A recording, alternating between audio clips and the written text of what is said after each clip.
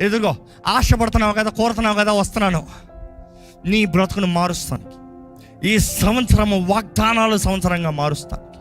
ఈ సంవత్సరం ఆశీర్వాద సంవత్సరంగా మారుస్తాను. ఈ సంవత్సరంలో గతంలో నువ్వు చేయలేని కార్యాలన్నీ సమకూర్చి జరిగిస్తాను. ఎందుకంటే దేవుడు, మన దేవుడు గాడ్ ఆఫ్ రిస్టోరేషన్, సమస్తము నూతన పరిచి మరలా తిరిగి అనుగ్రహించే సంవత్సరములు చేసే దేవుడు అండి. ఎందుకంటే ఆయన వాక్యం చూస్తే మిడతలు తినివేసిన సంవత్సరములు ఆయన తిరిగి ఇస్తాడంట. అంటే విలువైంది సమయం అండి.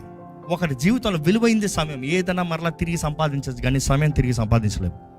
పోయిన దినంలో, పోయిన సంవత్సరంలో, పోయిన నిమిషంలో మరలా సంపాదించలేము.